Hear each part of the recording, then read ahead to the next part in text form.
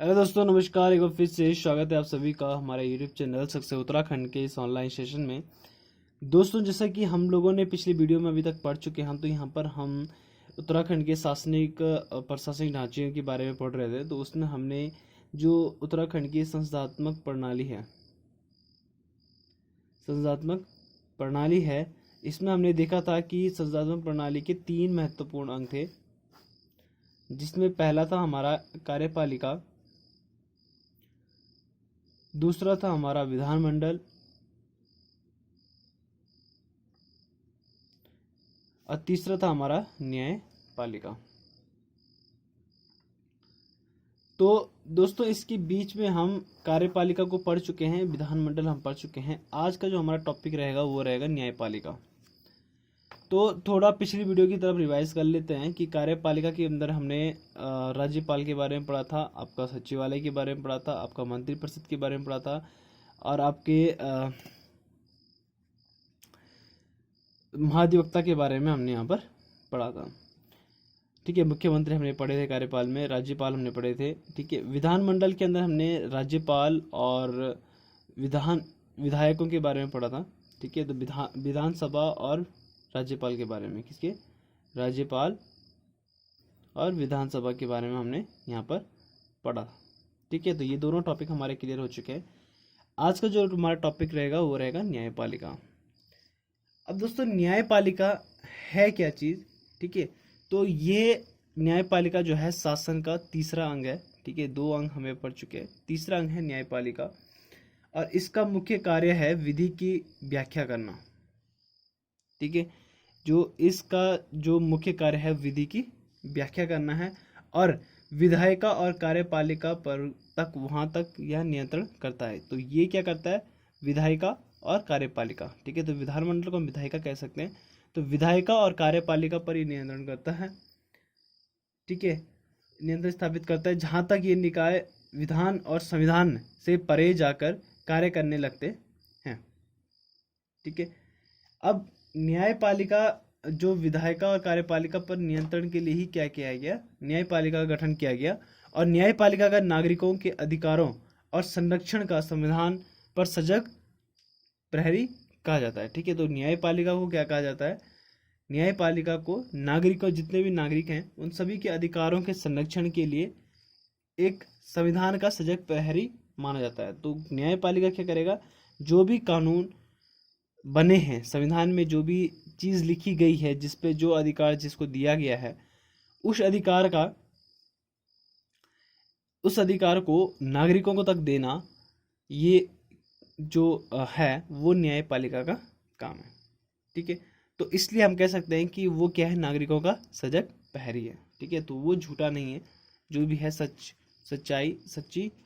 प्रहरी है। ठीक है, तो दोस्तों, इसमें जो होता क्या है कि जो प्रदेश जो राज्य में है, राज्य में कहा गया है कि प्रत्येक राज्य में एक हाई कोर्ट होना चाहिए। ठीक है, तो अभी हमारे पूरे देश में टोटल कितने न्यायालय हैं? 25 न्यायालय हैं। ठीक है, तो 25 उच्च न्यायालय हमारे पूरे देश में अभी तक। ठीक है, तो उत्तराखंड में भी एक उच्च न्यायालय है, हाई कोर्ट, जो कि नैनीताल में है, क्योंकि नैनीताल में है। ठीक है, तो अब बात करते हैं, इसमें हम जाएंगे अभी। उससे पहले हम बात करते हैं जो उच्च न्यायालय होता है।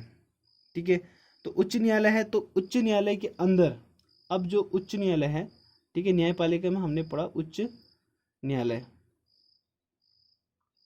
अब इस उच्च न्यायालय के अंदर आते हैं हमारे अधीनस्थ न्यायालय। तो अधीनस्थ न्यायालय इनके नीचे आते हैं हमारे अधीनस्थ न्यायालय। ठीक है, तो अधीनस्थ न्यायालय के अंदर जैसे आपके आ गया जिला न्यायालय।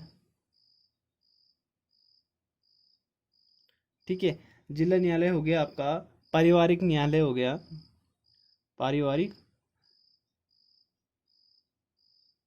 न्यायालय हो गया। ठीक है, पारिवारिक न्यायालय। राज्य विधिक सेवा प्राधिकरण हो गया, राज्य विधिक सेवा प्राधिकरण।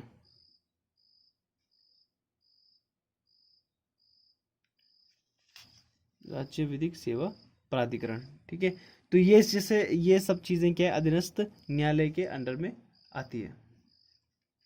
ठीक है, जैसे और ये भी हो सकता है विधिक सेवा समितियां, विधिक सेवा समितियां। ठीक है, तो ये भी हमारी क्या अधीनस्थ न्यायालय के अंतर्गत आते हैं। आगे हम बात करते हैं कुछ अनुच्छेदों में। तो जो न्यायालय हमारा है, ठीक है, तो 200 अनुच्छेद 214, ठीक है, आर्टिकल 214, ठीक है, यानी अनुच्छेद 214 में, ठीक है, 214 में राज्यों के लिए उच्च न्यायालय की व्यवस्था की गई है। ठीक है, आर्टिकल 214 में कहा गया है कि प्रत्येक राज्य के लिए उच्च न्यायालय होगा, एक उच्च न्यायालय होगा। ठीक है, अनुच्छेद 214 में। और अनुच्छेद 216 में इसके गठन का वर्णन किया गया। ठीक है, तो आर्टिकल 216, ठीक है, आर्टिकल 216 में इसके जो उच्च न्यायालय है उसके गठन का वर्णन किया गया। उच्च न्यायालय के गठन का वर्णन किया गया है। ठीक है, और अनुच्छेद 231 में आर्टिकल 231 में क्या कहा गया कि 2 से अधिक राज्यों का भी एक उच्च न्यायालय हो सकता है। ठीक है, तो आर्टिकल 231 में कहा गया है कि 2 से अधिक राज्यों का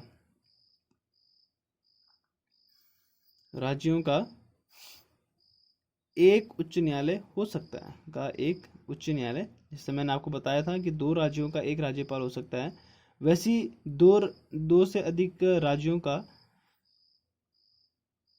एक उच्च न्यायालय हो सकता है। ठीक है, 2 से अधिक राज्यों का एक उच्च न्यायालय हो सकता है। ठीक है, तो ये तो थी हमारी कुछ जनरल से जानकारियां। अब इसके बाद हम बात करते हैं उच्च न्यायालय है क्या। ठीक है, इसी को देख लेते हैं, उच्च न्यायालय है क्या। ठीक है, तो अब उच्च न्यायालय का वर्णन जो है संविधान के 216 अनुच्छेद में मिला, हमने ये देख लिया। अनुच्छेद 216 में हमें उच्च न्यायालय के गठन का वर्णन मिलता है। और उत्तराखंड हाई कोर्ट का गठन, अगर हम उत्तराखंड की बात करें तो उत्तराखंड उच्च न्यायालय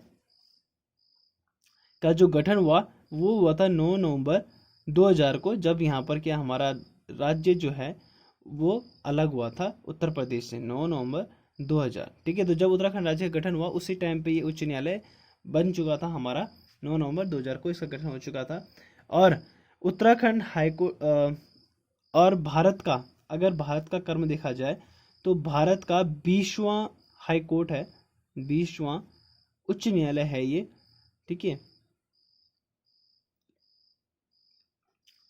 ओके, उच्च न्यायालय क्या है, इसका गठन हुआ 9 नवंबर 2000 को। और जो ये उच्च न्यायालय है उत्तराखंड का हाई कोर्ट, वो है 20वां उच्च न्यायालय, यानी 20वां हाई कोर्ट है ये। ओके, और यह कहाँ पर है, नैनीताल में। कहाँ पर है, नैनीताल में। तो ये उच्च न्यायालय जो है नैनीताल में, इसका निर्माण जो है किसने कराया था, सर संटोनी मैकडोनाल्ड, सर संटोनी मैकडोनाल्ड। ठीक है, इन्होंने क्या किया, उच्च न्यायालय जो उत्तराखंड का उच्च न्यायालय, इसकी स्थापना की थी 100 वर्ष पूर्व। ठीक है, 100 वर्ष पूर्व इन्होंने इसकी स्थापना की थी। ठीक है, 100 वर्ष पूर्व से ज़्यादा इसको टाइम हो चुका है। और बीच कुछ समय लिए के लिए इसमें क्या है, बंसल डेल। ठीक है, कुछ समय के लिए इसमें क्या है, बंसल डेल, इसी हाई कोर्ट में, जो उत्तराखंड का जो हाई कोर्ट है नैनीताल में, उस पर क्या है, कुछ समय के लिए क्या है, बंसल डेल स्कूल चला था।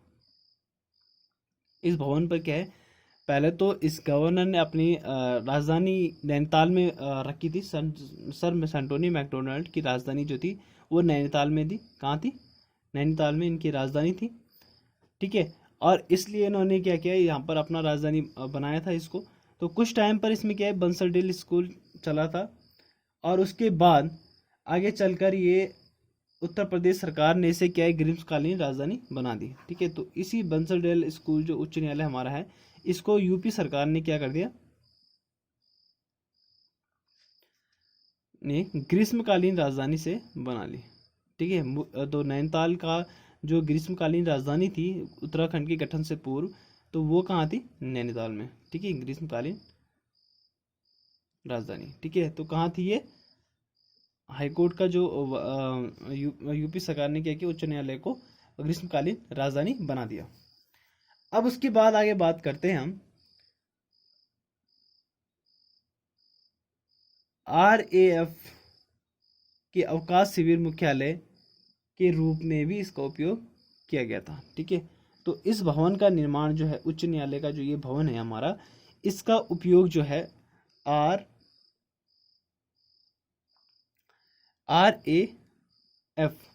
ठीक है, RAF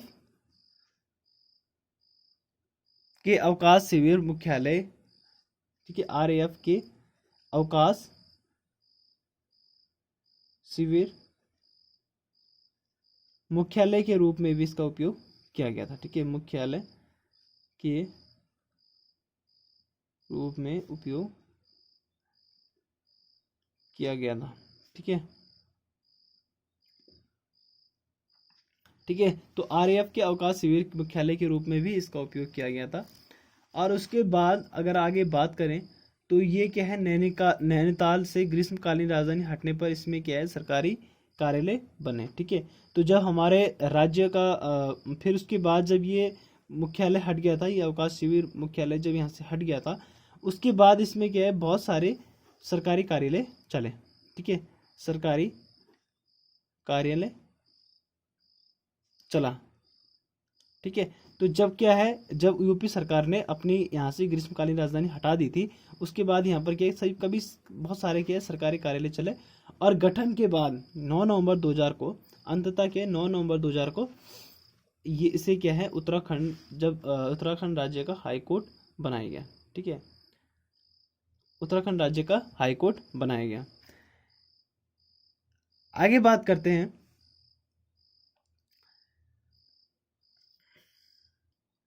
ठीक है दोस्तों, तो आगे बात करते हैं हम आर्टिकल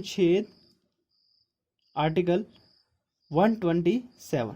ठीक है, तो आर्टिकल 127 में क्या कहा गया है कि जो उच्च न्यायालय का जो जज होगा, ठीक है, उच्च न्यायालय को, यानी हमारा जो हाई कोर्ट है, उसको अपने से छोटे यानी अधीनस्थ न्यायालय जितने भी हैं, ठीक है, उन सभी का, और न्यायालयों अन्य न्यायालयों के न्यायाधिकारियों, ठीक है, तो अन्य जो भी न्यायालय हैं, ठीक है, उत्तराखंड राज्य के अंदर जो भी न्यायालय हैं, अधीनस्थ न्यायालय हम नहीं कह सकते, उनके न्याय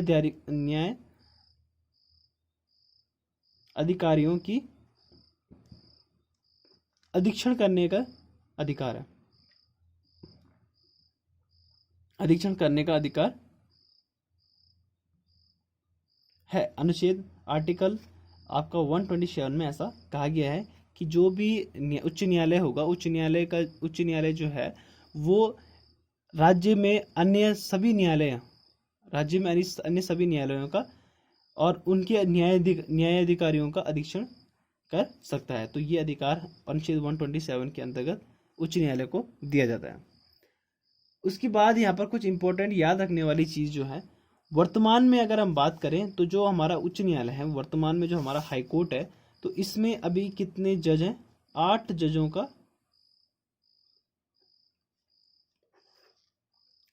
बात यहाँ पर रखी गई है कि किसी भी हाई कोर्ट में क्या है, कम से कम कुल संख्या क्या है, न्यायाधीशों की कुल संख्या कितनी होगी, 8 होगी। ठीक है, तो 8 जज बोलो या न्यायाधीश बोलो, एक ही चीज़ है।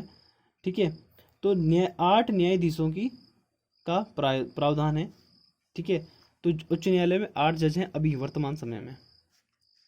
ठीक, और राज्य के उच्च न्यायालय के प्रथम मुख्य न्यायाधीश कौन थे? अब आपको थोड़ा जीके के क्वेश्चन यहाँ पर से याद रखने हैं कि प्रथम मुख्य न्यायाधीश कौन रहे। जब हमारा राज्य गठन हुआ था तो उस समय नैनीताल में जो भवन था, ठीक है, उसे क्या है, उच्च न्यायालय हाई कोर्ट बनाया गया। तो हाई कोर्ट की स्थापना जब हुई तो उसमें पहले जो न्यायाधीश रहे वो कौन थे हमारे? अशोक अवेंद्र देसाई। तो न्यायमूर्ति अशोक अवेंद्र देसाई,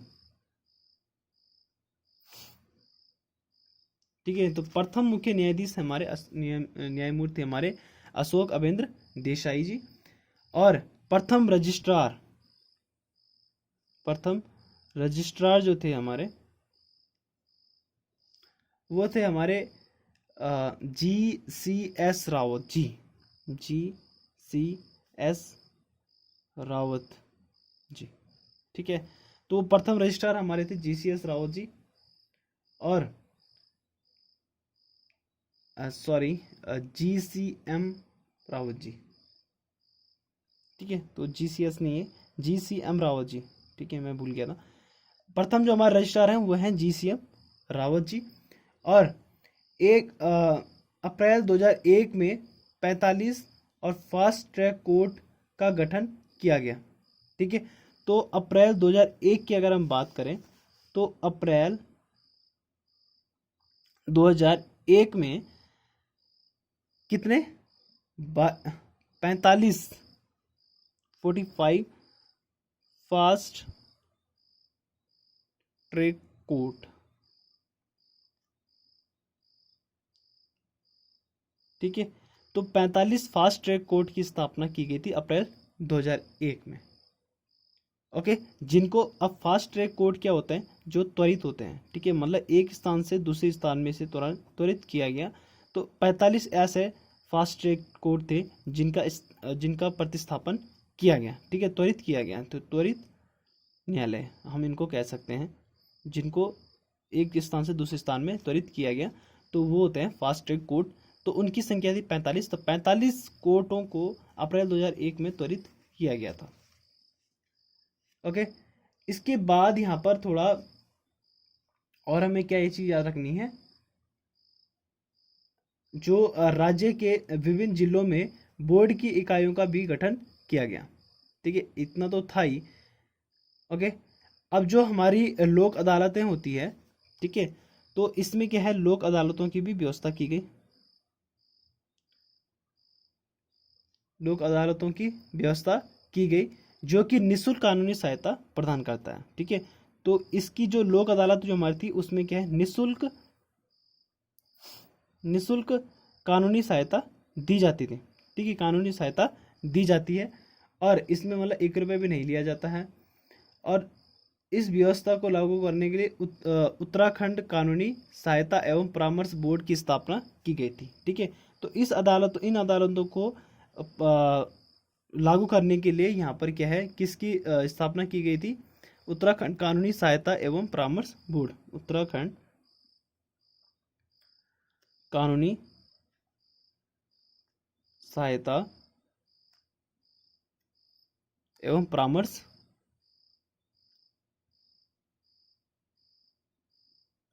बोर्ड, ठीक है। तो परामर्श बोर्ड की स्थापना यहाँ पर की गई इनकी सहायता के लिए। और बोर्ड की इकाइयों का भी एक गठन किया गया, ठीक है। कोर्ट के इकाइयों का भी गठन किया गया। और जिला कानूनी सहायता एवं परामर्श समिति का, जिसे हम क्या है, परामर्श समिति कहा जाता है, ठीक है। तो जिला कानूनी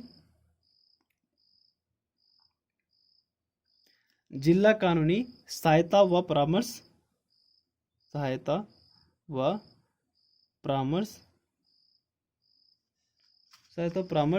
समिति कहा जाता है, ठीक है। तो इसको प्रचलन में लाने के लिए आपकी जो लोक अदालत थी उसके उत्तराखंड कानूनी सहायता एवं परामर्श बोर्ड की स्थापना की गई। और एक बोर्ड इकाइयों का भी गठन किया गया। तो इस परामर्श जो बोर्ड था इसमें भी इकाइयों का गठन किया गया, जो कि जिला कानूनी सहायता एवं, जिसके लिए क्या है, जिला कानूनी सहायता एवं परामर्श समिति का गठन किया गया। ओके, और इसमें क्या है, 500 रुपये तक के मामलों की सुनवाई की जा सकती है।